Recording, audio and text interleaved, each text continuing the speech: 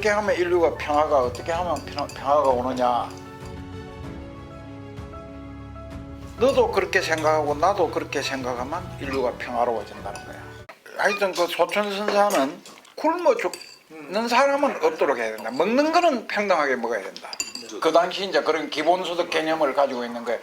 그러면서 돈을 많이 벌어서 세금을 많이 내는 거는 사회적으로 우대해 줘야 된다. 그 대신 사찰이라든가 이런 데 가서 우리가 뭐 헌금을 하잖아요. 가령 이런 정도를 없애야 된다고 보는 그 없애고 그러면 그게 성직자들은 그럼 뭐 어떻게 먹고 사냐. 그거는 국가사회를 위해서 헌신하는 사람이니까 그걸 책임져주고 그 양반의 사상을 무조건 다 우리가 따라야 된다 이런 전제 하에서 내가 하는 얘기가 요 그 양반 주장이 그렇다는 건데 근데 이제 뭐냐 하면 큰 사찰이 있고 돈이 많이 나오는 사찰이 있고 적게 나오는 사찰이 있고 그렇고 뭐 신도가 많으면 뭐 부유하게 살고 이런 거 자체가 그게 안 맞는 거 아니냐. 그거는 상업주의로 흐르는 거다. 그렇죠. 예, 그 당시에. 그래서 스님들도 처음 스님 된 사람은 얼마 보시. 그 당신이 직접 당신이 계시는 사찰에서는 그렇게 실천을 했어요. 그 자기도 얼마. 이제 오현 스님 이제 아까 얘기했잖아요. 내가 오현 스님은 제일 가까이 모시고 가장 가까운 측근이라고 할 수 있는데, 그 내가 또 존경해요 그 스님을요. 근데 우리 소천 스님하고 이제 오현 스님하고의 이제 이렇게 비교하자면, 그 소천 스님은 원리 원칙을 따지는 거야. 이게 정당해서 이거는 반드시 해결해야 할 문제다 이러면 반드시 그걸 해결하려고 들잖아요. 그런데 오현 선생님은 안 그러셔. 그러니까 살아온 과정이라든가 이런 것의 차이인 것 같아요. 꼭 모든 문제를 편법으로 해결하시려고 하는 거예요. 훌륭한 분이시네. 어떻게도 해결하니까. 대충만 그냥 그건 뭐 그걸 따지면 그냥 듣고 넘어가고 그냥. 그러니까 가령 예를 들어서 근데 소천선사는 100원 가지고 그거 왜 네 심부름해서 100원 남은 거 왜 안 가져오냐, 그건 네 돈 아닌데 이러시는 것 같으면 양반은 그냥 아예 천 원이면 살 수 있는 돈을 사오라고 줄 때도 막 한 2,000원 줘버리는 거지. 근데 오현 스님은 카톨릭에도 상당히 널리 알려져 있어요. 어떤 그 설법이 이런 이야기를 많이 하셔가지고 많이 알려져 있어요. 우리.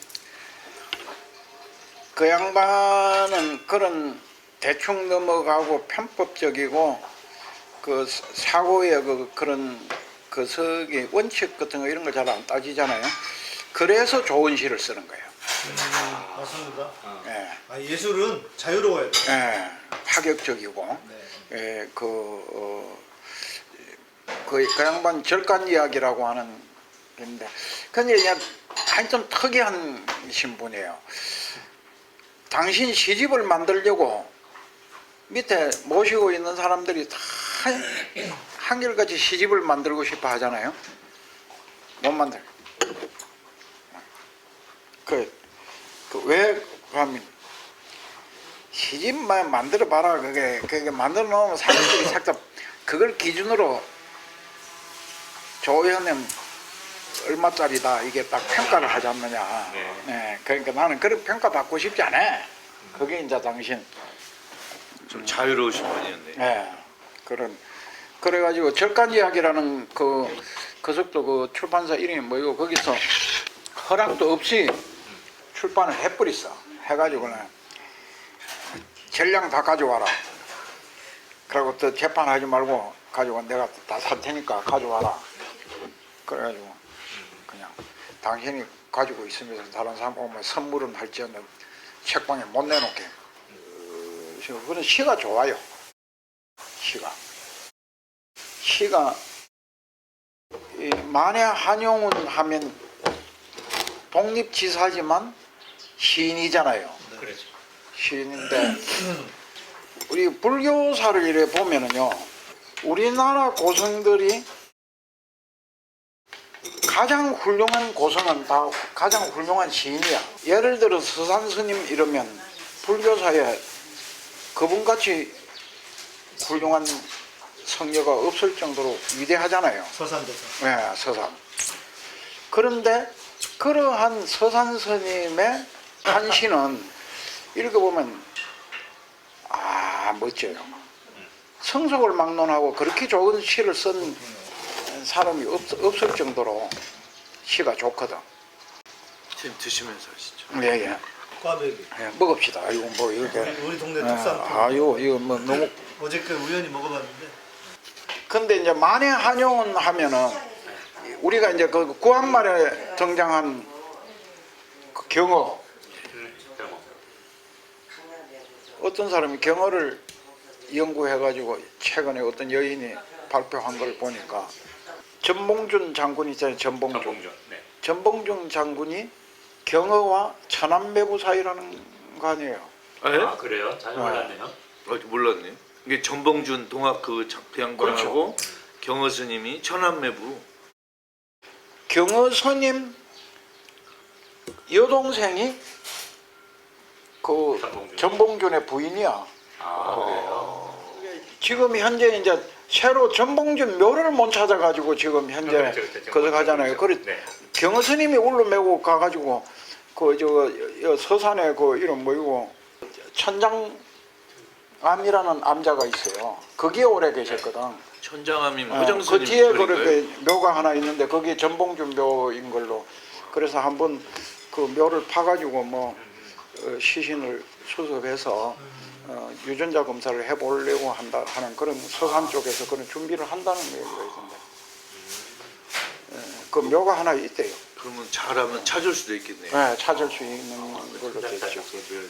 그런 분이 이제 경어 스님인데 한국의 달마 스님이라고 이러는데 이분이 당대에 그분보다 뛰어난 문장가가 없거든. 시가 경어의 한시는 아주 참 탁월한 데가 있고 문장이 아주 굉장하죠. 아니 오연을 얘기하려고 그러면 이제 지금 그런데 그 후에 만해 한용운 시가 한시도 탁월하고 좋고 또 그 님의 침묵 같은 또 시조도 굉장해요. 우리 고대 문학에서 빼놓을 수 없는 건데 스님들이 시조를 쓴 스님이 없어요. 조선시대에 한 사람도. 그렇습니까? 스님이 쓴 시조가 하나도 없어. 작품이 안 남아서 남아 그럴까요? 있는 게 없는 거죠. 남지를 안 한 것도 있지만 스님들이 그쪽에 관심을 못 가졌다고도 볼 수 있을 거예요.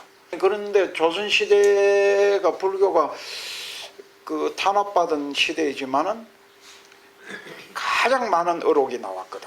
조선시대의 어록이 가장 많은 그 어록은 한자로 쓰였습니까? 한글로 쓰였습니까? 아니 한문으로 되어 있죠. 조선시대니까. 그런데 서산 스님을 중심으로 서산 스님 이전에도 그랬지만은 우리가 흔히 말하는 고려라고 하는 고려 말기에 불교가 피폐해져 가지고 고려가 망했다 이렇게 역사적 보려고 하는 사람도 많잖아요. 전혀 뻥입니다. 그거는. 아, 그렇습니까? 예. 그 당시에 불교가 가장 고려를 살리려고 끝까지 노력한 사람들이 그 스님들이에요. 위대한 고성들은 다 좋은 시를 남겼는데 우리가 이제 지금 현재 오연 스님도 늘 그러시고 나도 또 이하 동문으로 같이 동의하는 것 가운데 하나인데 시대를 대표하는 시를 써야 되는데 스님들이 시인이 없는 거야. 지금 한국 스님들. 성철 스님이 이제 우리 시대의 가장 대표적인 고성이고 이 양반이 글을 쓰는데 문장이 굉장합니다. 탁월해. 그 양반이 번역한 글을 읽으면 번역을 어째 이렇게 명료하고 잘하는가 그렇게 느껴질 정도로 번역이 좋아요. 번역도. 그런 재능을 가진 시적 정서가 없는 거야. 그 한시가 있는 게 뭐 한 5편도 안 돼. 몇 편 없고. 그래서 이 시대를 대표하는 스님으로 오연 스님을 나는 먼 후대에 가면 우리 시대의 스님들이 남긴 문장 가운데서 가장 마지막에까지 남을 수 있는 문장이 누구냐? 오연의 문장이다, 이렇게 보는 거예요. 법정 스님보다 훨씬 탁월해, 그 문장이. 그런데 왜 이렇게 일반 대중한테 그만큼 안 알려졌을까? 이 양반은 그런 거 알려지는 걸 원하지를 않는 거야. 그 양반 시 하나 내가 한번 소개해 드려볼까? 여러분들 공감하실 거예요. 제목이 정멸을 위하여. 사는 즐거움을 모르는 놈이 죽음의 즐거움을 알겠느냐? 어차피 한 마리 기는 벌레가 아니더냐? 이 다음 숲으로가 새의 먹이나 되어야겠다. 즐겁게 산 놈이 즐겁게 죽을 수 있는 거거든, 사실 따지고. 그러니까 그 삶의 이치를 아는 놈이라야 죽음의 이치를 안다, 이 소리잖아요. 짧은 석 줄짜리 시지만 그 양반의 그 사상과 철학이 그 안에 다 들어있다고 해야 되지. 사는 즐거움을 모르는 놈이 죽는 즐거움을 어찌 알겠느냐. 죽음의 즐거움을 죽음의 알겠느냐. 즐거움을 알겠느냐. 어차피 기는 벌레가 아니더냐. 어차피 기는 벌레가 아니더냐. 우리가 이 잘난 척 무슨 하지만 그 양반이 그 뭐 요즘 뭐 어떻게 그 보면 뭐 아득한 선자 그러는데 그게 이제 그게 뭐 그 하루살이는 하루를 살지만은 그 알도 까고 다 하고 할 짓 다 하고 산다 이거예요. 그 시 내용이 그런 거예요. 그러니까 우리가 평생 살아도 다 못할 일을 그거는 하루 살면서 다 하지 않느냐. 그러니까 오히려 그게 성장 그런 내용의 시인데. 이제 오연 스님은 여기까지 말씀하시고 우리는 효림 스님 시에 대해서 알고 싶어요. 나는 그 양반이 뭐 그냥 그게 시를 쓰라고 강요를 해가지고 그래야 뭐 어쩔 수 없이 시인이 됐죠. 시인이 됐는데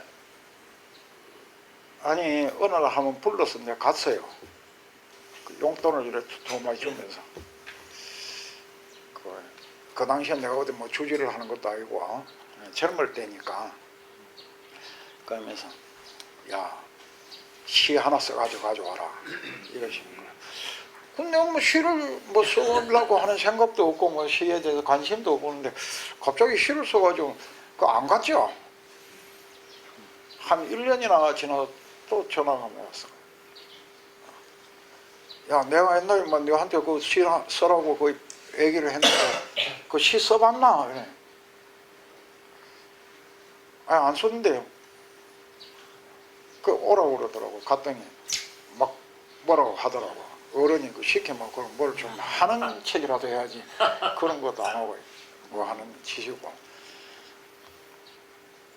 그것도 안 썼어. 안 쓰고 있었는데 다시 불러. 그러고 이제 한 3년 정도가 걸려가지고 시를 뭐라 그러면서 당장에 내일 모레까지 가가지고 시를 써갖고 와라. 그래서 시를 한 서너 편 써가지고 갔죠. 이제 가져갔더니 막 이렇게 써만 되는 거야. 이게 왜 뭐 시를 갖다 써라 하면 이거 안 쓰고 오늘부터 너는 시인이야. 그래가지고 고생해. 시 한 편만 좀 읊어주십시오. 맨 처음 쓴 시 작품 중에 하나를 알고 싶어요. 아무르강 강가에서 강 같지를 않고 꼭 바다 같더라고. 하도 넓어가지고 그 강을 바라보면서 쓴 시인데 어느 혁명가의 묘비명 강물이 흐르고 인간의 마을에 등불이 꺼지지 않는 한 이미 죽어 헐기된 한 사내의 꿈속에도 여전히 꽃은 피워진다. 아, 가만히 있어. 그 가니까 시를 하나 시집을 하나씩 드려야 되겠다. 가장 최근에 나온 날짜는 뭐 안 써도 뭐. 예. 나는 이 사인해서 드리는 걸 잘 안 해가지고. 양희삼. 이름이 아주 뭐. 둘 다 가운데 희자가 들어갑니다. 네. 희망의 상징이라. 두 분.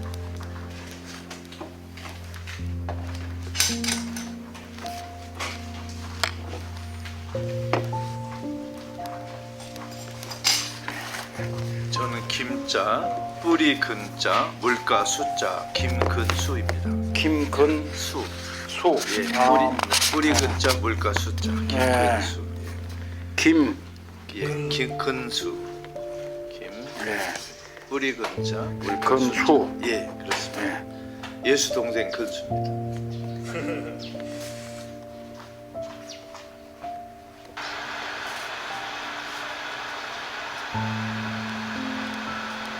하나 더 있어야 되는구나.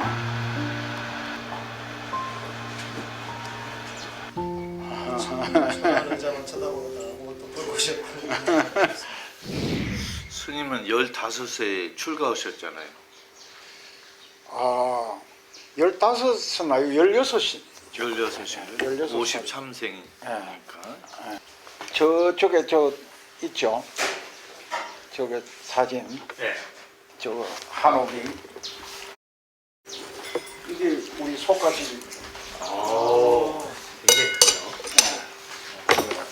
아니 그런데 어떻게? 근데 중학생 때 여름 방학이에요.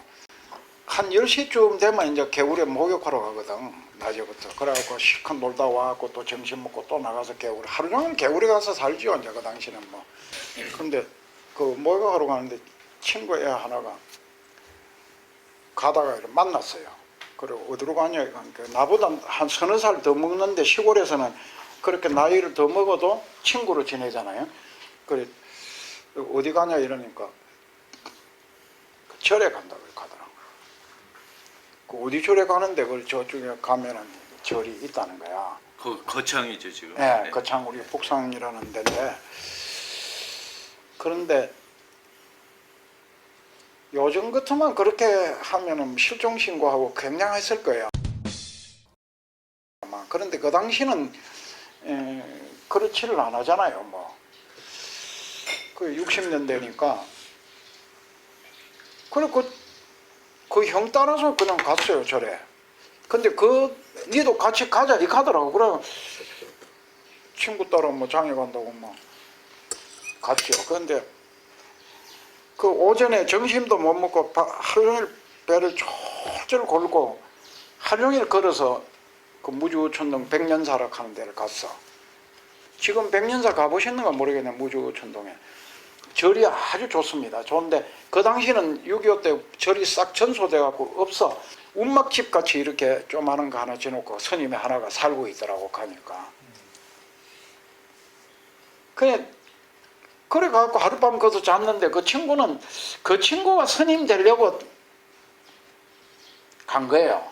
그 친구는 그냥 집으로 돌아가 버리고 나는 그 절에 남아가지고. 친구를 잘 사귀셔야 돼요. 네, 그러니까 참. 그러면 그래 이제 집에 이제 어른들이 궁금하니까 이제 편지를 써서 보냈죠. 이제 편지를 한 1년만 내가 여기서 돌을 닦고 가겠습니다. 그 왜 그 1년이냐? 그 스님이 뭐라는 게 아주 영리한 사람은 한 3일만 해도 되고 좀 그 중간에 한 두서너 달 하면 되는데. 내가 보니까 너는 그렇게 하기는 어렵고 한 1년만 열심히 하면 도를 통할 거다 이러시는 거야. 가스라이팅을 당하셨네요. 어린 나이에. 그래서 나는 내가 손님 모시고 1년 동안 여기서 도통하고 도인이 돼가지고 고향에 가야 되겠다 이런 생각이 들어가지고 도 닦는다고 그래 있었죠. 아이고. 근데 1년 하다가 뭐 지금까지도 못 가고 있는 거지. 그렇게 스님 됐어요. 우리는 스님 된 게 우연한 기회네요. 우연히 그렇게 돼요. 우연히 그래 된 거죠. 그래 집에다 편지를 썼거든. 그러면 집에서 이렇게 그렇게 하면 안 된다 이렇게 하고 뭐 어른들이 꾸중을 하고 데리고 가야 되는데 편지 답장이 오기를 그 당시 이제 돈하고 이렇게 보냈어요. 예. 보내서 반은 갈라 쌀 2가마리를 팔아서 그 돈을 보냈는데 그 쌀 2가마리 값이 내 그때 얼마인데 그 당시 초등학교 선생 그 한 달 월급이야. 한 달 월급이 되게 쌀 2가마 값이에요 그 당시는. 면서기도 그렇고. 근데 그걸 이제 집에서 보냈어. 그래 보냈는데 그 한 가마 값은 절에 스님 드리고 한 가마의 값은 네가 비상금으로 가지고 있다가 그 집에 올 때 차비로 써서 그렇게 오라고 그렇게 해서 보내셨어. 보냈는데 뭐 그 당시 처음 라면이 나오고 라면이 맛있어가지고 맨날 나만 또 절에 있는 게 아니잖아요. 그렇죠.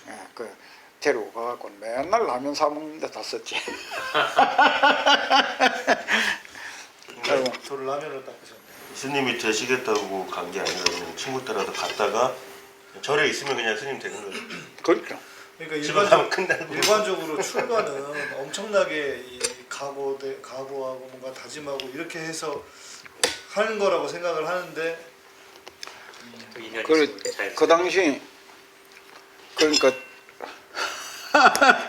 그게 의의없게도 그러니까 우리는 그렇게 싱겁게 출가를 했죠. 뭐 돌아가고 싶은 마음은 없으셨어요? 한번 그렇다면 집으로 갈까 하고. 근데 점점 더 불교에 깊이 빠져들어가지고 그 어떻게 뭐 돌아간다는가 뭐든 후회를 한다든 그럴 여가 없었죠. 없었고 집에서는 이제 그 뒤에도 몇 번이나 뭐 여러 가지 좀 액션이 있었지. 아니 이제 그래도 뭐. 어머니를 보고 싶고 막 이랬었어요. 아 그런 거는 있었죠. 네. 어머니가 보고 싶어가지고 편지를 썼죠. 어머니 보고 싶은데 그게 뭐 손님이 뭐 어머니 보고 싶어서 갔다 가면 안 보내주니까 뭐 이도 이렇게 전보를 쳐달라고.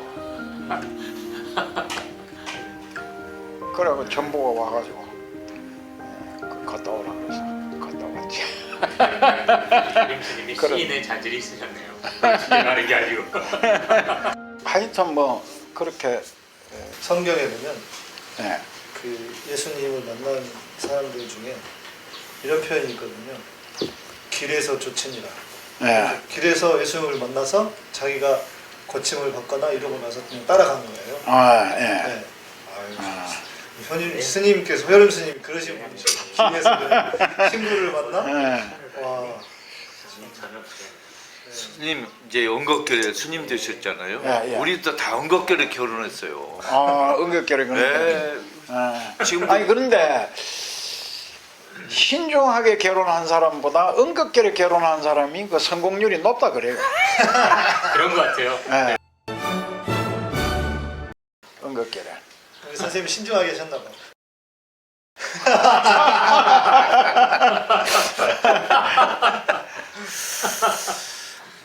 자꾸 읽어서 하셔서 변명 아닌 변명을 하자면 네. 이런 시도 쓰잖아요. 그러면 이 시는 시집을 만들잖아요. 그 이런저런 인연으로 어디다가 뭐 이래 투고한 것도 있고 네, 네. 뭐 이래 써서 모아놓은 것도 있고 이제 그런 걸 하고 시를 쓰면 어떻게 되느냐 하면 이 시집을 만들 때 본인 나만 그런 게 아니고 다른 사람도 그리라고 봐요. 자기 마음에 드는 시가 여기에 들어 수록이 되는 게 아니고 아, 예, 이거 편집하는 사람들 마음에 들어서 수록되는 선별. 할 일만 하고. 그래서 엿장수 맘대로란 말이 생겼습니다.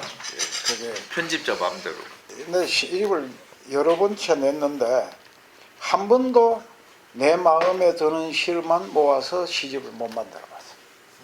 근데 저는 이제 몇 개만 잠깐 봤는데도 되게 뭐랄까 이제 종교적인 이런 보통 시들은 그냥 개인의 상념, 뭐 일종의 그냥 사랑 이런 것만 쓰는 경우들이 많지 않습니까? 그런데 그 이승우 시 보니까 세상에 대한 고민. 네. 네. 지금 여기 또 제목에 뭐든지 파는 세상. 어느 유명 인사는 스스로 양심을 헐값에 팔았다 하고 어느 성직자는 하나님을 팔아 부자가 되었다고 한다. 무엇이든지 다 팔아먹는 세상. 이것도 저것도 팔 것이 없는 노동자 김 씨는 오늘도 가난을 지고 인력 시장을 서성이고 있다. 이런 시는 진짜 이 사회에 대한 깊은 고민, 41쪽도 좋아요. 유선자. 깊은 고민 사회를 보는 그 시선이 없으면 이런 건 안 나올 거예요. 감사합니다. 스님 이 시 중에 제목이 아름다운 여인이라는 시가 있어서 81페이지. 예. 그걸 우리 시청자들이 한번 낭독 좀. 예. 81페이지. 아름다운 여인. 가난하게 살아도 어진 마음을 잃지 않고 구석진 곳에 있어도 웃음이 빛난다. 어머니의 품성으로 누구에게나 사랑으로 대한다.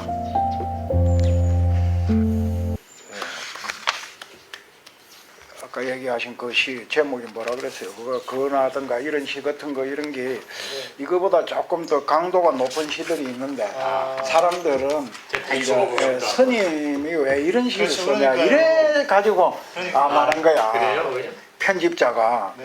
그래서 아니 스님이 그런 시를 써야지 그럼 누가 이런 시를 쓰냐. 내 입장은 그래요 사실은. 네. 그런데 그런 게 이제 그 위선자. 그래도 맨날 나를 기다려주는 가족이 있어 얼마나 다행입니까? 돌아갈 집이 있다는 것은 세상이 나를 받아주지 않을 때도 문을 열고 들어서면 안겨오는 아이들의 따뜻한 체온, 그것이 나를 지탱하는 힘입니다. 그렇게 웃으며 말하고 돌아가던 노동자 김씨, 중이 돼가지고 내가 그에게 해준 게 뭐가 있나. 그의 죽음 앞에 나는 슬픈 얼굴의 위선자로 서 있다.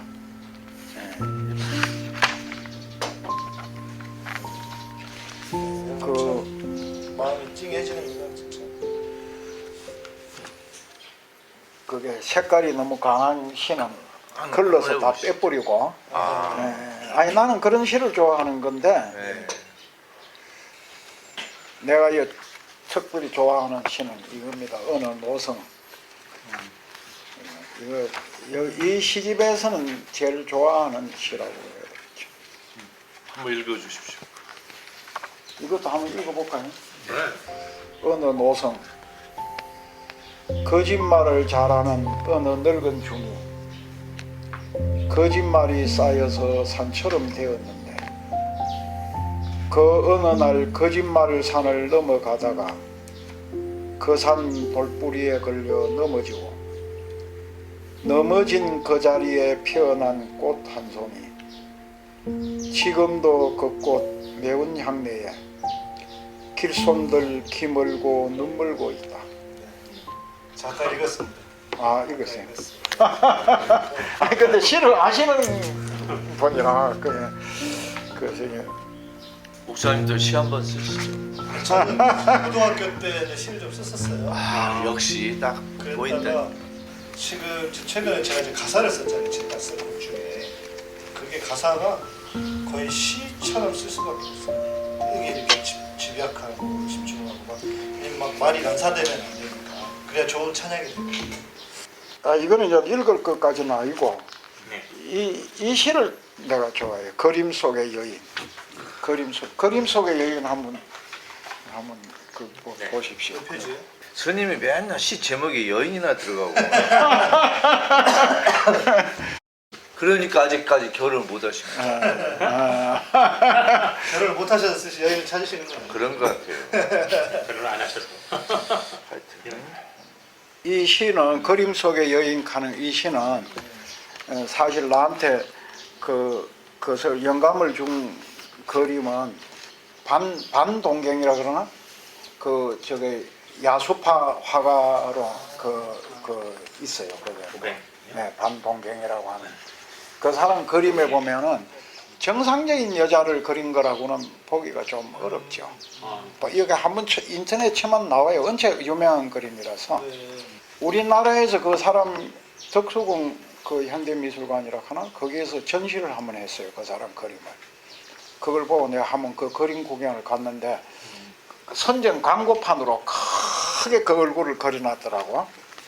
스님은 좀 잘, 이렇게 여 나왔네. 이 그림이에요. 이 그림. 아, 이 그림. 그림이요? 이 표지 그림으로 스님은 강렬한 여인을 좋아하시죠. 아주 강렬하잖아요. 그렇네요. 이거는 진짜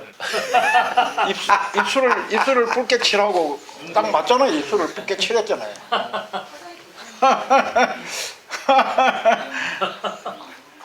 매우 강력한 이미지. 김건희하고는 얼굴이 다르네요.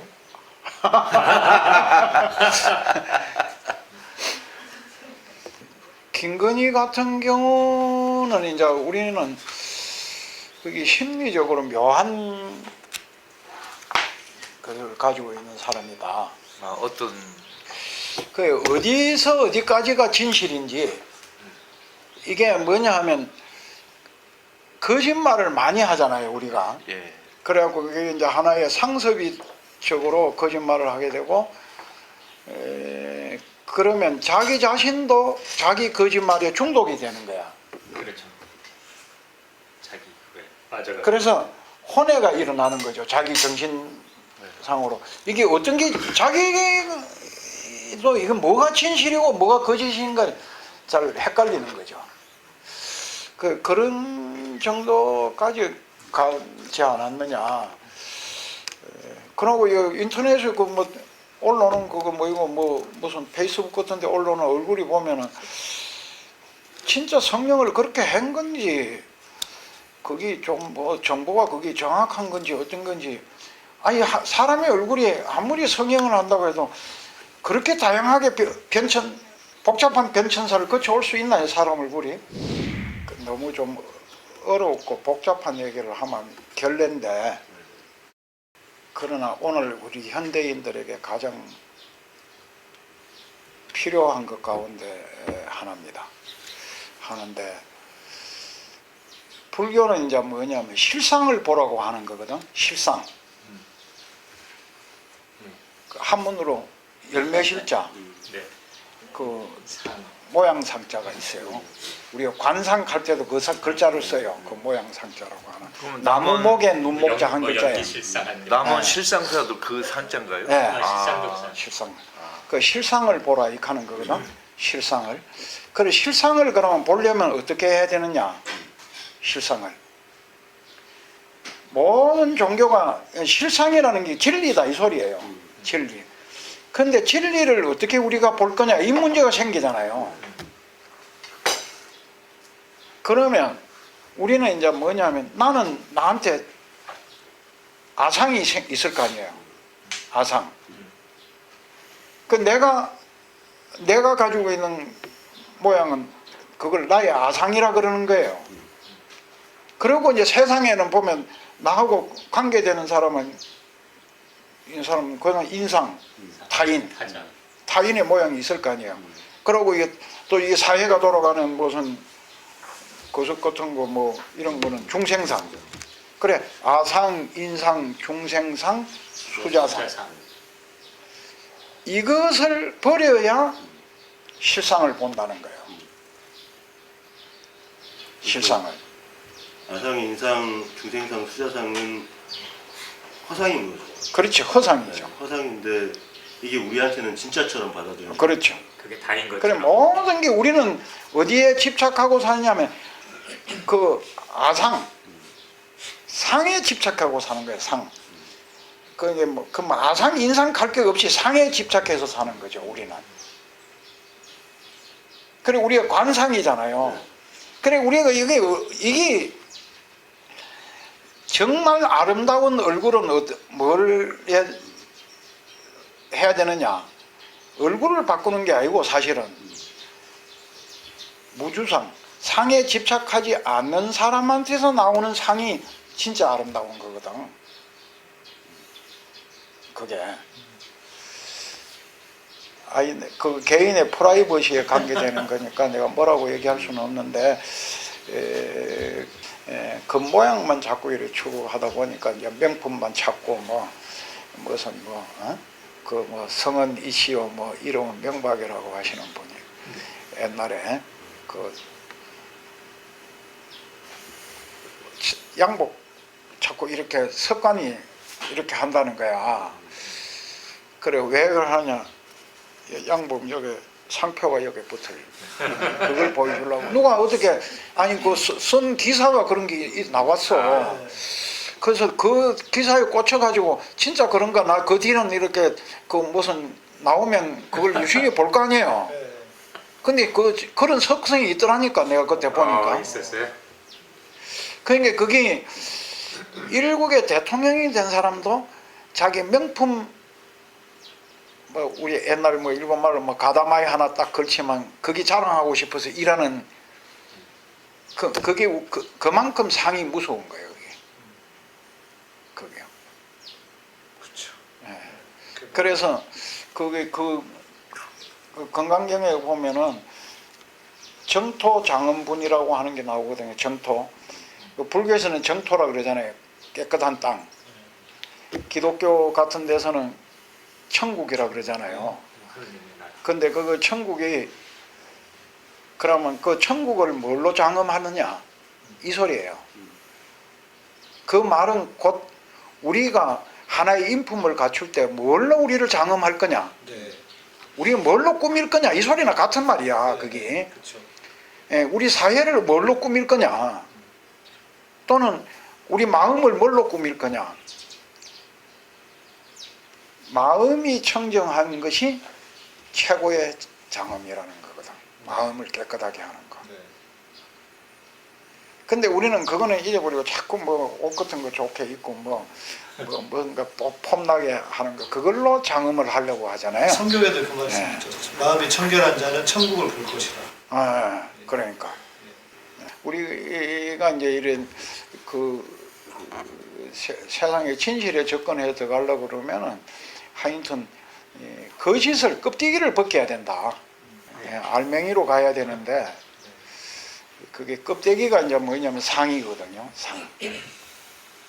그 껍데기를 통해서 알맹이를 볼 수는 있지만 껍데기 그 자체로서 알맹이가 되는 건 아니거든. 그런데 이제 역사에서 알맹이가 껍데기를 이긴 적이 얼마나 있을까요? 대부분 껍데기들이 다 알맹이들을 지배하고 그런 그렇죠. 세상이 돼버리니까. 그랬는데 그거 굉장히 중요한데 이제 아니 우리가 스님이 뭐 또 이런 걸 얘기하면은 지식이 좀 달리고 모자라는 건데 그런데 그러나 우리가 또 스님이기 때문에 할 수 있는 얘기가 역사는 우리는 현실 속에서 보면 과연 역사가 진보하는 건가 네. 이런 거에 대한 회의감을 느끼잖아요. 늘 그렇죠. 그런데 우리가 불과 몇십 년 전 또는 뭐 무슨 우리가 19세기 20세기 초 그렇죠. 이런 사회를 생각할 때 아니 여전히 노예가 있고 종이 있고 이런 세상에 우리가 살았잖아요. 아니 사람을 물건처럼 돈 주고 사고 팔고 그러는 세상이 있었잖아. 우리가 그게 얼마 전이라니까. 얼마 안 됐죠. 얼마 안 되는 시대야. 100년 전만에. 그게 해방돼서 지금 이제 그거 우리가 사람을 그렇게 할 수 없는 세상에 지금 살고 있잖아요. 이것만 해도 이거 우리는 어마무시하게 지금 진보하는 세상에 살고 있는 거예요. 네. 아니 우리가 어릴 때만 생각하더라도 남북 문제 같은 것도 야 이래갖고 언제 통일되겠나. 우리 어릴 때 이웃집에 오신 손님 간첩인가 살펴보자 하는 고를 하면서 살아온 사람들이야 우리가. 그런데 우리는 지금 뭐 여전히 그 방공 메커니즘으로 뭐 이 권력을 지려고 하는 그런 세력이 없는 것은 아니지만 그러나 우리가 지금 나만 하더라도 그래 평양을 뭐 6, 7번이나 갔다 왔는데 뭐 가가지고 거 가서 뭐 술도 한잔하고 맥주도 한잔하고 뭐 거 가서 뭐 거기에 차도 한잔하고 그거 다 했잖아요. 평양 시내 그 가이드 뿌리 그 사람 이름도 모르는데 경기 이 도립대학 무슨 학교의 교수인데 겁이 많더라고. 그 교수하고 둘이 해가지고 가이드를 슬쩍 따돌리고 우리끼리 뭐 돌아다녔어. 네. 평양 시내를 그냥 원 없이 한낮을 해 돌아다니다가 그거 돌아갔거든. 그러니까 이 가이드가 막 얼굴이 막 푸르그럭 하면서 막 우리 잊어버린 줄 알고 막 조금만 늦게 밤 될 때가 안 돌아오면 신고하려고 그랬다고 막 그랬었더라고. 그래 우리는 그네 평양 시내를 그렇게 돌아다니기 보면 그 사람 사는 데고 그런 건데 그런 걸로 보면은 지금 현재 이제 엄청난 게 발전돼 있고 통일이 그렇게 어려운 거 아니에요. 지금 현재 정치적 이해관계 때문에 저러는 거지. 김대중 대통령이 김대중이 얘기한 것 모양으로 지극히 낮은 단계의 그 연방 형태를 형성하는 거는 아니 북한 누구 체제로 살아라. 우리 체제로 살고. 같이 잘 사는 거. 그러고 그 경제 발전 같이 하고. 그 맘대로 그냥 왔다 갔다 하고 그렇게 하면 살면 되는 거 아니냐. 그 통일이라는 게 그렇게 어렵게 뭐 복잡하게 막 멸공통일을 하려고 하니까 어렵지. 그게 그렇잖아요. 문재인 정부가 가장 큰 아쉬움을 남긴 것이 평양 그 공설운동장에 가서 그 마이크 잡고 대통령이 연설을 했잖아. 평양 시민한테. 평양 시민 여러분, 북녘의 동포 형제 여러분, 평양에서 여러분을 이렇게 만나게 되어 참으로 반갑습니다.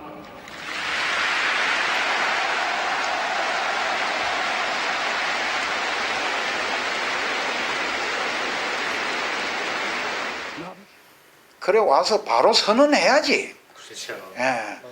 최소한도 경제교류는 이제 물 걸 터자. 예. 그 1차적인 방법으로 개성공단 그냥 정상화하고. 그러게요. 예, 그걸 했어야 되는데 다른 건 다 좀 놓치고 좀 실수를 하고 뭐 좀 아쉬움을 하더라도 그거 하나만 했으면 되거든. 뭐라는 했는지 말. 아니 94년도 저 서울대학교 그쪽에서 범민족대회 하는데요. 그때 내가 폐막연설을 내가 했거든. 그거요. 그 폐막연설 하는데 그때 내가 느끼는 점은 아니 그 당시 문 목사가 갔다 와갖고 뭐냐 이제 통일은 됐다 이러고 기분이 된 것 같은 느낌이 들더라고. 그런데 그 뒤에 김대중 정부 들어서면서 막 남북을 왔다 갔다 하니까 아 그럼 뭐 더 바랄 게 뭐 있나 이거. 우리가 마음대로 왔다 갔다 하는 것만 더 문화만 더 자꾸 앞으로 더 확장해서 넓히면은 그냥 되는 거 아니냐. 그런데 그걸 했단 말이에요. 우리가 개성공단 그게 그 개성 관광 하려고 그러면 아니 아침에 강화문 앞에서 그 관광버스 타고 개성공단 가서 실컷 구경하고 저녁에 돌아오는 거 아니에요. 그걸 이명박 박근혜 정부가 다 까먹어버리고 문재인 정부가 그걸 원상으로 못 돌려놨단 말이에요. 예, 그게 가장 큰 아쉬움이죠. 이게 이제 좀 엉뚱한 얘기인데요. 선임으로서 나는 내가 주지도 몇 군데 뭐 하고 지금 뭐 이 경원사 이런 건 뭐 주지라고 할 것도 없고 그냥 와서 이렇게 있는 거고 했는데 내가 그 나이 50대 이럴 때 내가 바라는 것이 이 세상이 얼마나 좋아졌냐. 그러면 선임으로서 나이가 노후 대책 우리 종단이 끊임없이 노후 대책을 얘기한다고 네, 네. 스님들한테. 네, 네. 그 내가 그럴 때마다 그 젊은 사람들한테도 그렇고 노후 대책이 스님들이 뭐 노후 대책이 필요하냐?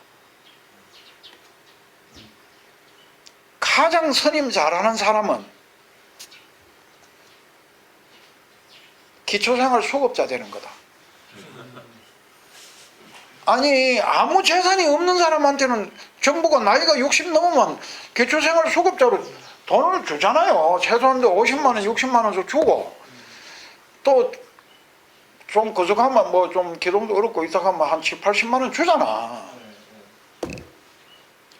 그 무소유로 살겠다는 사람이 그것만 있으면 사는데 뭐 그리고 지금 그렇게 안 해도 국민연금 있고 또 지금 노령연금 주잖아. 이게요. 네. 이게 그러니까 아니 세상에 진보 안 한다 하니까 우리가 그런 걸 생각한다 그러거든요. 지금 현재 뭐 이재명이 말하는 뭐 기본소득 보장제도 뭐 같은 거 그런 것까지 안 가도 현재 우리가 정말 옛날 우리들 어릴 때 클 때 생각하면 어찌 감히 그런 걸 생각할 수 있겠습니까? 그 어렵고 힘든 사람한테 국가가 다 책임지주는 그런 게 있잖아요 지금.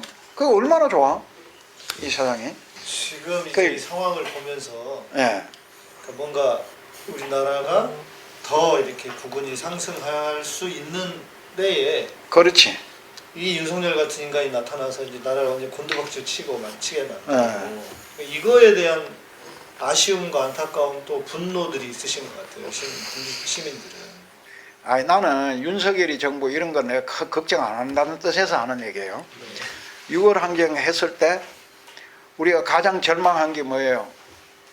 그 힘들게 6월 항쟁을 해서 봤더니 직선제를 성취했는데 노태우가 당선돼 버리잖아. 네. 노태우가. 네. 근데 지나놓고 보니까 노태우가 군부에 그게 아니 박정희 전두환 노태우 때까지를 군부 정부로 봐야 되는 거 아니에요 실제가 우리가. 네. 그런데 노태우가 북방 외교를 해서 소련하고도 국교하고 유엔 가입도 하고 또 중공하고도 국교하고 했잖아요. 네. 만약에 김대중이 그 당시에 당선돼 가지고 그거 하자 하면 난리 났겠죠. 난리 나잖아요. 빨갱이라고. 빨갱이가 네. 빨갱이 해서 나를 팔아먹으려고 저런 네. 전짓 한다고. 네.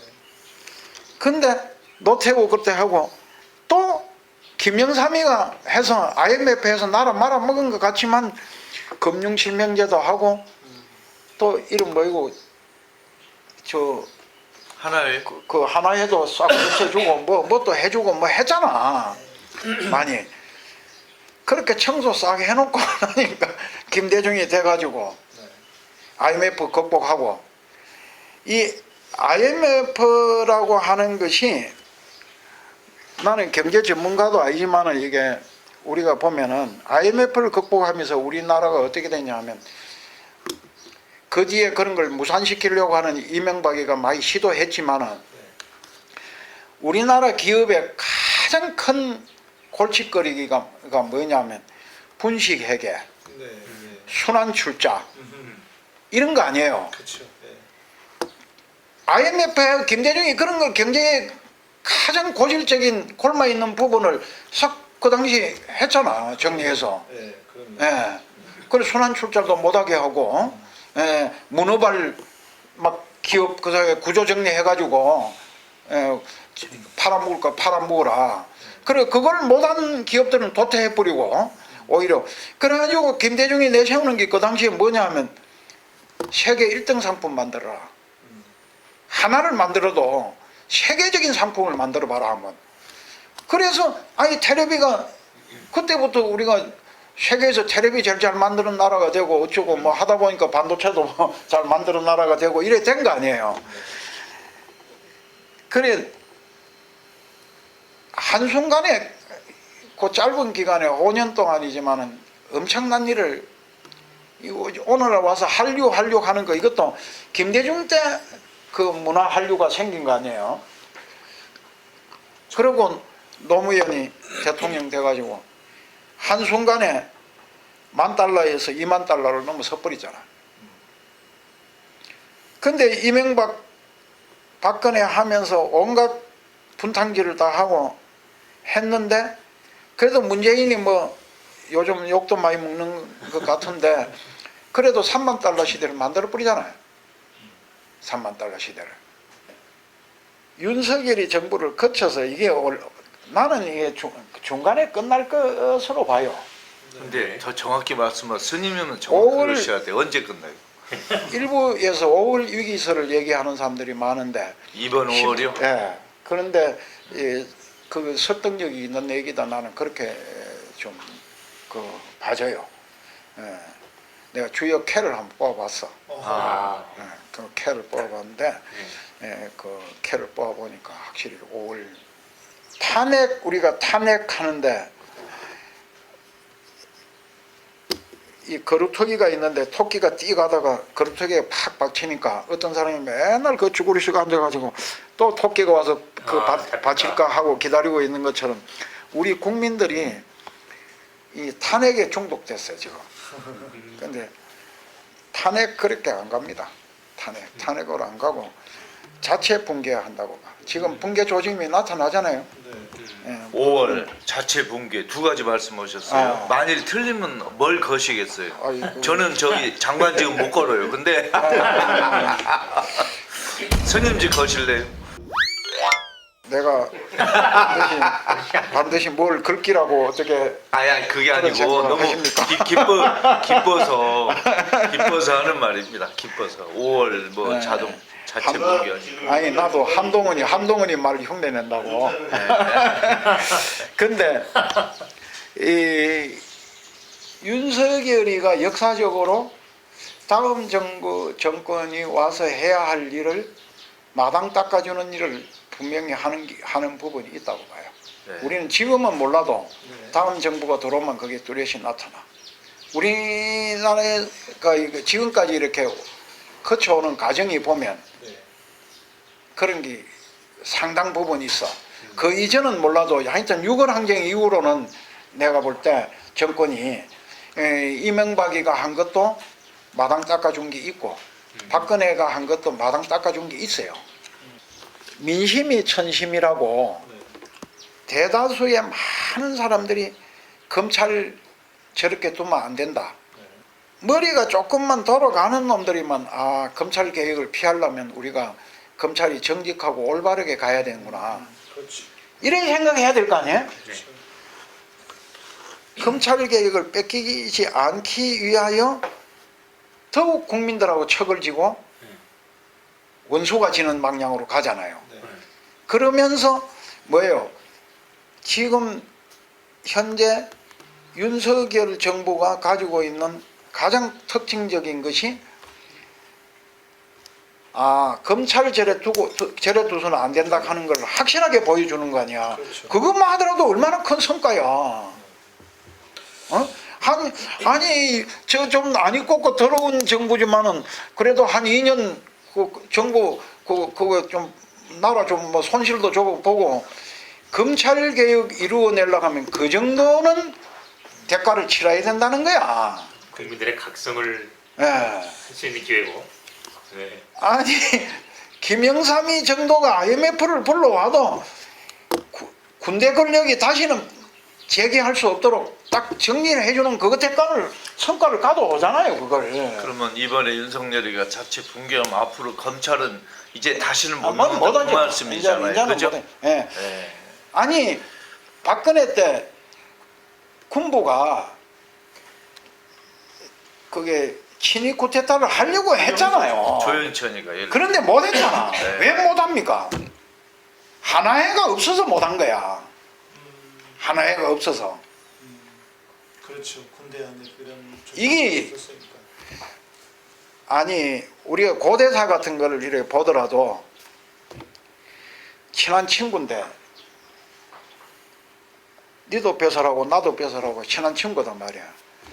야 한번 엎어버리자. 니하고 나하고 둘이 뭉치면 엎을 수 있지 않느냐. 네. 엎어버리자. 이 말을 못하는 거야. 다른 모든 빨가벗고 오만 얘기를 다 할 수 있어도. 네. 왜냐? 이 사람이 나는 이 사람이 뭐 나한테 먼저 그거 얘기하기를 바라고 나는 이 사람이 먼저 하기를 바라고 서로 눈치만 보는 거죠. 네, 네. 아차 하면은 내가 쿠데타를 목숨을 걸고 쿠데타를 성공할지 안 할지 불확실한 쿠데타를 하는 것보다 이놈을 가서 고발해서 내가 그렇지. 얻는 이익이 더 크다. 그러면 고발하는 걸 그렇지. 택하지. 네. 우리가 이제 뭔가를 얻기 위해서는 값을 치러야 되잖아요. 예, 예. 그냥 얻어지는 것은 그렇지, 없고. 그렇지. 너무나 가슴 아픈 일이지만 예, 예.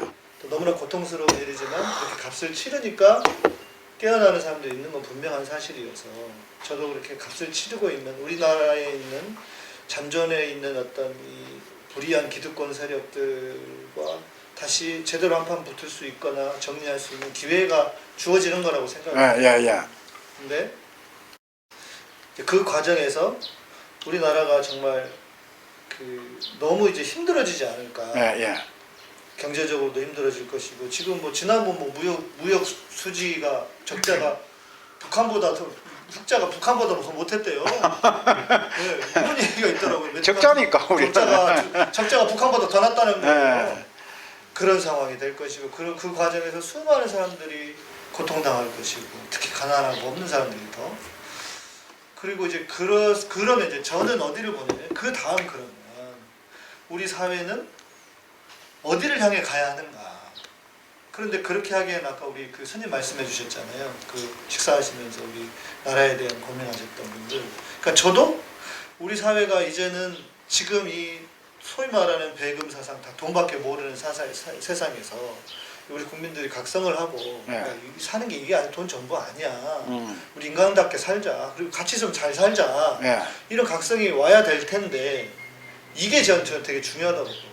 그래야 이게 그래야 좀 인간답게 사는 세상이 될 수 있을 텐데 예. 이렇게 해야 될 텐데 이게 과연 지금 이 세상의 흐름 안에서 될 것인가 이런 고민이 좀 있습니다. 우리가 이제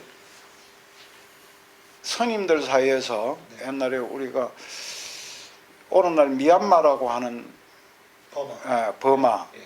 버마에서 세계 범불교 대회를 했어요. 그때 60년대에. 60년대. 예. 그때 우리나라의 한국을 대표하는 고성들이 청담 스님, 또는 동산 스님, 효봉 스님 이런 스님들이 그 버마를 갔다 왔습니다. 네. 갔다 와서 얘기하기를 야 버마는 불교 국가고 우리보다 참 잘 살더라. 훌륭한 나라였다. 이런 얘기를 했습니다. 예. 했는데 거기도 공부 맞아요. 한데 아직 극복을 못했고 우리는 공부를 극복했잖아요. 예. 거기 군부가 스스로 물러나서 극복한 게 아니고 우리는 그렇죠. 우리가 국민의 힘으로 피 흘려서 맞습니다. 그걸 무너뜨리고 극복을 한 나라란 말이에요. 네. 그런데 이 미얀마의 그 민주화 운동하는 사람들하고 내가 이제 서울에 뭐 이런 그 봉국사나 보광사 살 때는 네.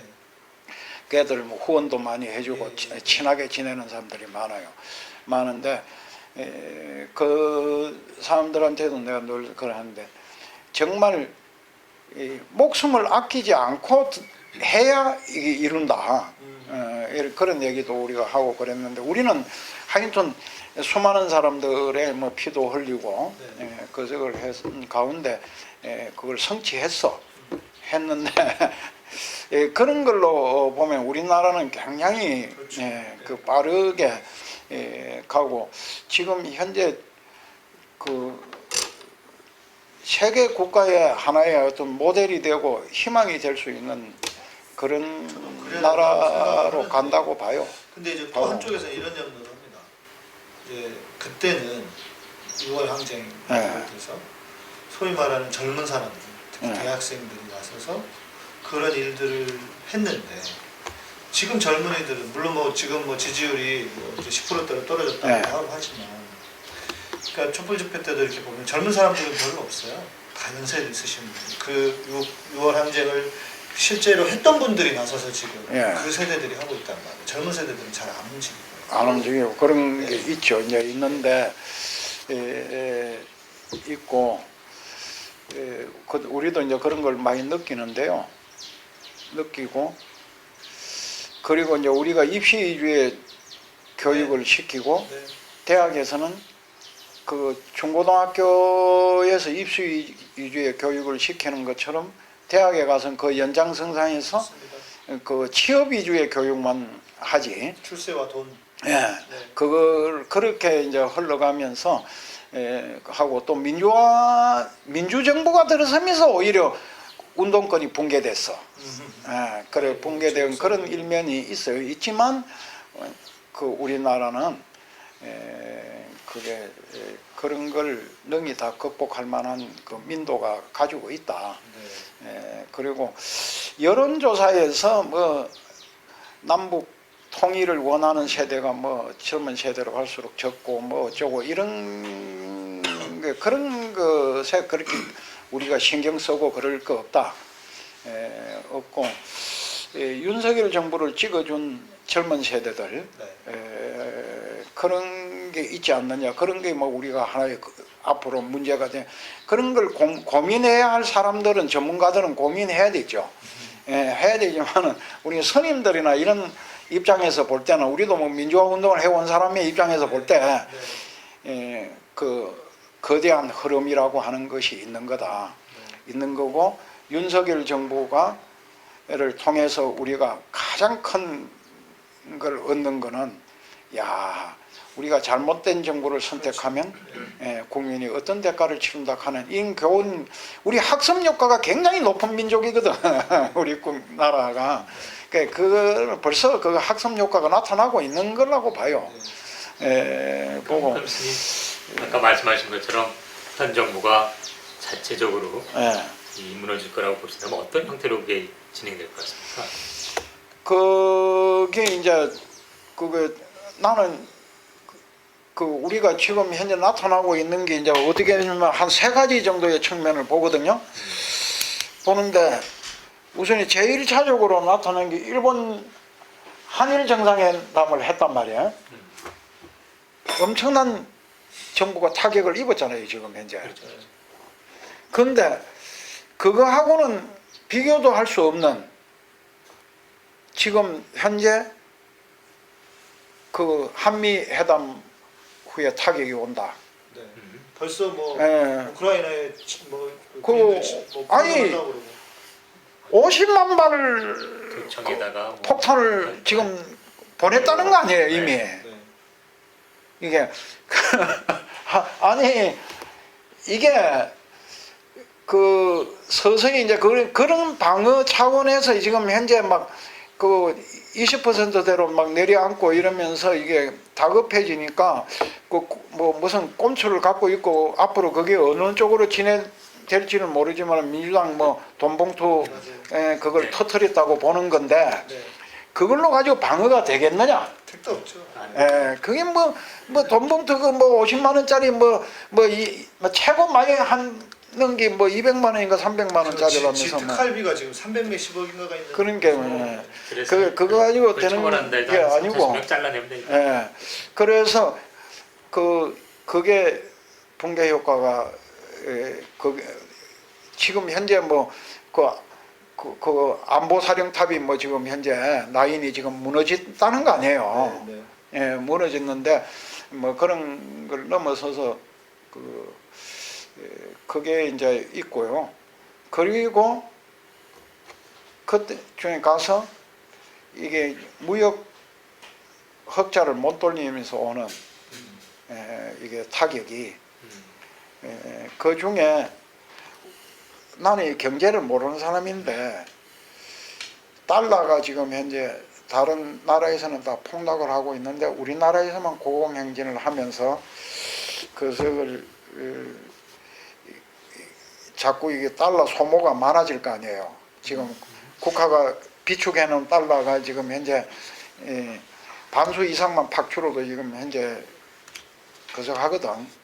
그 일부 거석들이 무슨 여자 기자 하나가 그 얘기하되 지금 요 돈 먹고 윤석열 정부에 봉투 받고 좋은 기사를 쓰는 기자들도 어느 순간은 끝까지 그 좋은 기사만 쓰지는 않을 거다. 어느 순간 돌아설 거다. 흐름이 오면 예. 그래서 정부가 붕괴 현상을 일본, 미국 정상회담 이후에 붕괴 현상의 조짐이 보이면 이 기자들이 속에서 나는 붕괴 현상이 일어난다고. 등을 돌리. 이탈 현상이 일어나고. 그래서 그게 한 5월 중반쯤 가면 그게 이제 이런 얘기가 있어요. 그러니까 정치가 어떻게 자기 좋아하는 사람만 데리고 하는 게 정치입니까? 기본적으로 나를 지지하지 않는 사람을 끌고 와야 이기는 게 정치입니다. 그런 거 안 하잖아요. 그러면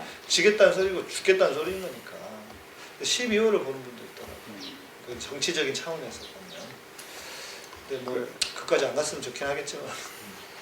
근데 아니면 뭐 공천 과정에서 그러니까. 그게 있으니까 버티다가 총선이 끝나서 검찰이 다 장악 못하는 순간 이제 국민의힘당 내부에서 기존 주류 정치인들 또막 들고 튀어나올 수도 있고. 지금 녹화까지 하는 데서 뭐 이렇게 말을 조심해야 되는데 아니 뭐 정마음으로 편집하니까 마음대로 해주십시오. 아니, 편집 안 하니까 마음대로 하시면 그게 너무 심한 것 같습니다. 그 윤석열 정부가 하여튼 예측하지 못한 뭔가가 네. 우리 역사에 그 4.19라고 하는 것도 실제는 고대 학생들이 가서 데모를 해가지고 4.19가 일어난 게 아니고 마산에서 이준열이가 걔가 그 체류탄 맞은 시체가 네. 그게 이제 이해하기 힘든 게 경찰이 지프차에 태워서 자루에 넣어가지고 돌까지 같이 넣어서 영구히 떠오르지 말라고 갖다가 넣었는데 바다에 넣은 건데 그게 며칠 후에 그냥 그것도 뭐 그게 다 수습되고 나서 끝나고 난 뒤에 또만 또 뭔 소용이 있어요. 네. 한 며칠 안 돼서 한 3일인가 있다가 그냥 앞바다에 떴잖아요. 그게 떠오른 것도 기적인데 완벽 처리를 했는데 그게 떠올랐고 떠오른 것을 경찰에다가 신고를 한 게 아니고 언론사에다가 갖다가 제보를 했단 말이야. 그 경찰이 오기 전에 언론사가 가서 사진 찍고 기자가 낸 거 아니에요. 그런 게 이제 그게 폭발력을 가지고 된 거란 말이에요. 그래 그런 것처럼 우리 역사라는 게 그석에 오면은 항상 우연히 절에 따라가셔서 스님이 되신 것처럼 필연적인 그게 뭔가가 생겨요. 불가능성이 생기는데 붕괴 상태가 됐습니다. 그게 우리가 보면 우연히 한 것 같지만 내가 처음에 얘기할 때 우리가 94년도 종단계획 할 때도 우연의 사건이 몇 개 나타나더라고 항상. 그게 우리가 계획하지 않았는데 그 나타나고 그 가운데 아까 이제 그 이름 뭐이고 그 상무대 그 자금 세탁 그것도 나타났지만 그 후에 이제 조계사 들어가서 이제 거석을 하고 있는데 전투 경찰이 투입돼 가지고 우리가 다 쫓겨났어요. 났는데 이 우리가 이제 새벽에 그 농성 쫓기는 이 소수의 그 사람들이 총무원 청사 앞에 이제 거기서 옛날에 총무원 청사가 이 조계사 법당이 여기 있으면 여기가 청사가 있어요. 요 처음 여기 이런 몇 명이 모여갖고 오르륵 모여갖고 하고 있는 거야.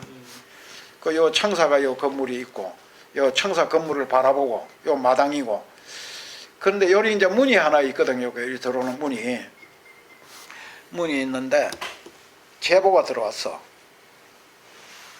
그 용역이 그 제보해 주는 사람은 지금도 누가 그걸 제보했는지는 모르죠. 나한테 전화가 온 거예요. 왔는데 뭐라고 왔냐면은 용역을 불들여서 여기 청소를 싹 하려고 그런다. 우리가 여기 하고 있으니까. 그러니까 전투 경찰은 안 해주는 걸 그 용역들은 해주잖아요. 그렇죠. 그래서 빨리 피해야 된다 이게. 철수시키면 좋겠다. 이런 제보가 들어온 거야. 내가 그러면 퍼뜩 철수를 시켜야 될 거 아니에요. 사람이 뭐 다치고 이럴 걸 위해서 철수시키는 게 옳은가. 그러니까 내 혼자 판단이 잘 안 서. 한참을 고민을 하다가 밤 한 12시나 다 됐는데 그때까지도 판단을 못 했는데 새벽 몇 시에 딱 들어온다 하는 게 그때 이제 그 4시인가에 들어온다고 제보가 왔어요. 그 새벽이 자꾸 가까이 오는 거야.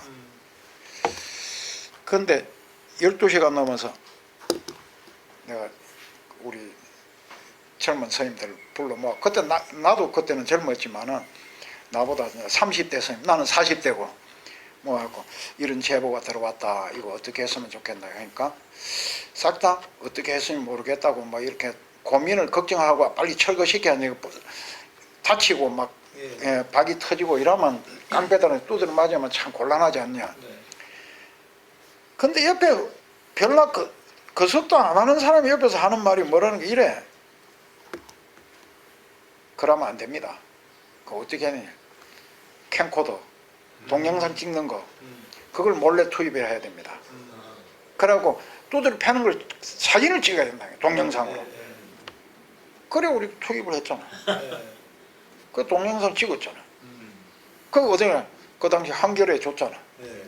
그래가지고 판세가 확 뒤집어져. 그때 우리가 철거했으면 성공을 못하죠 그때. 그렇죠. 예, 그런 게 그 우연 가는 거 그런 게 이제 이를테면은 그래서 어떤 대가를 치르게 되더라고. 그게 백남준 그 뭐 농민 있잖아요. 백남기. 백남기 그분이 그렇게 돌아가신 물대포 맞고 돌아가시는 그런 것도 거기 상황에 이제 그런 걸 반전을 시키고 이런 거 하는데 뭐 큰 거적이 됐듯이 그런 거를 목적기 현상이라고 부릅니다. 그 인계 상태가 쌓여서 예측할 수 없는 게 터지는 거. 그렇지만 인계 상태가 되면 터지는 건